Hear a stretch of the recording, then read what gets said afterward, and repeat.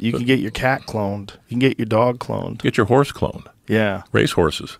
Ooh. Dolly, sheep. Yeah. I think Dolly was the first one. Yeah. Well, there was a group called the Second Coming Project. It was a while back where they were trying to use DNA material from the Shroud of Turin to clone Jesus.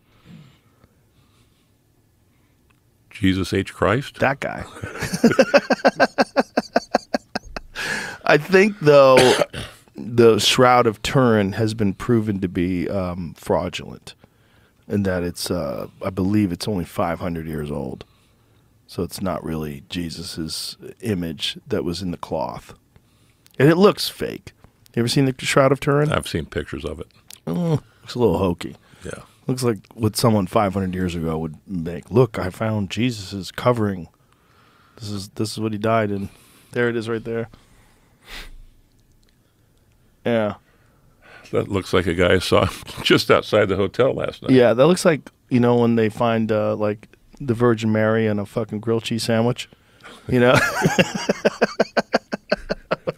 You know? Yep. Shroud of Turin. Okay.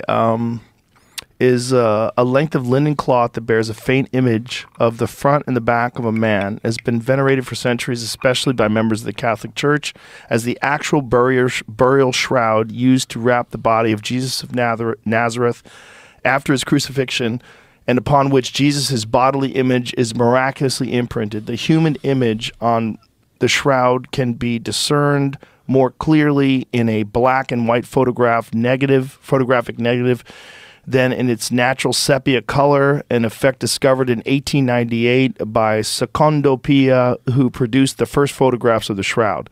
This negative image is associated with the popular Catholic devotion to the holy face of Jesus. The shroud's authenticity as a holy relic has been disputed even within the Catholic Church, and radiocarbon dating has shown it to be medieval artifact, with the main image created via prolonged differential exposure of a prepared fabric to bright sunlight. So the documented history of the shroud dates back to 1354 when it was exhibited in the New Collegiate Church of Liry, a village north of France. The shroud was denounced as a forgery by the Bishop of Troyes in 1389. It was acquired by the House of Savoy in 1453 and later deposited in a chapel in Chambéry, where it was damaged by fire in 1532 and 1578. The Savoys moved the shroud to their new capital in Turin, where it has remained ever since. So what was the years that they found it? Yeah, it is. Scroll down a little bit.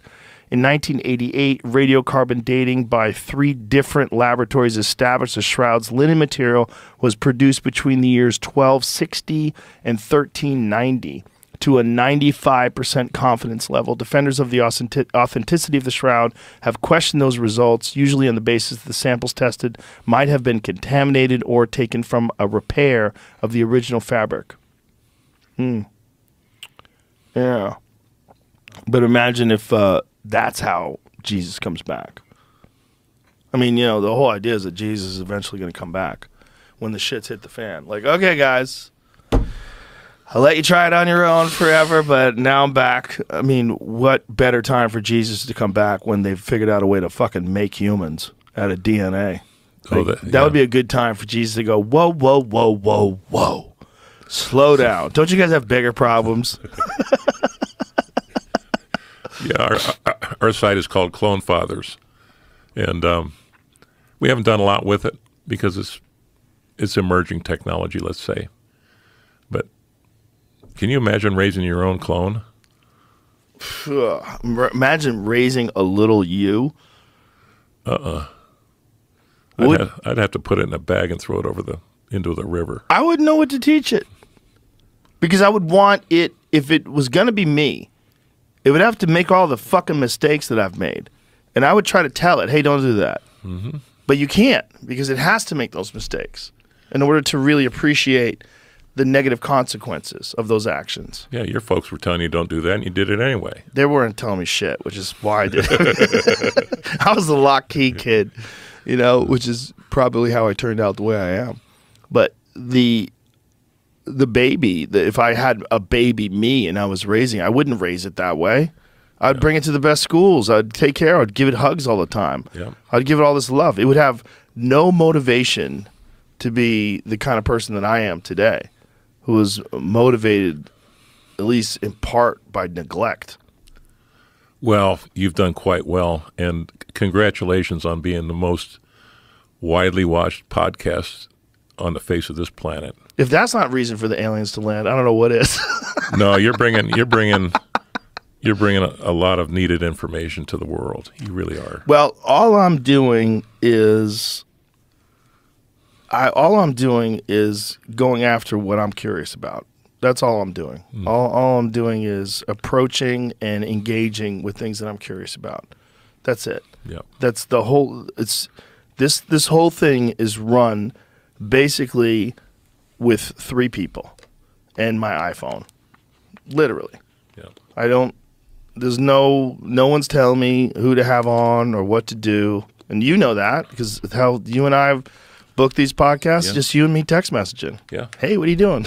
Come on back. I loved it. Let's too. do it. Yeah. It's fun, and I think that's part of also the reason why it's successful is that people know. Even though this is on Spotify and there's a massive corporation behind it that distributes it and all that, Spotify leaves me alone. At the end of the line, it's just me and Jamie. I mean, the people that are making this podcast, the people that decide things, Jamie and I we just have conversations. It's just me and him. Yeah. Just talking. What do you think we should do? That's it. That's it. Kind of what Drew and I are like. We're just 2 guys in a truck. Yeah. We leave the house in the morning and the phone rings. No. That's also why it's interesting. That's also why it resonates with people. Yeah. People don't like it. Like if you get your news from CNN, Jesus Christ, how many fucking people are behind that thing? How many executives and producers and how much financial influence is involved in everything that gets on the air? How much incentive do the people that are saying those things? How are they being pushed? How are they being motivated by progressing their careers along the same path? What lines are they not willing to cross? What toes are they not willing to step on?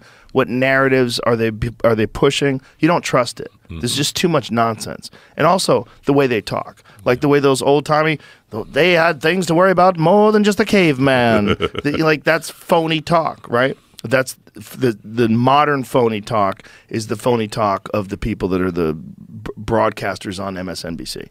That's modern phony talk. People don't like that. It doesn't feel right to them. They like when they talk to a guy like you, it's like, look what I found. I fucking sprayed water at the permafrost.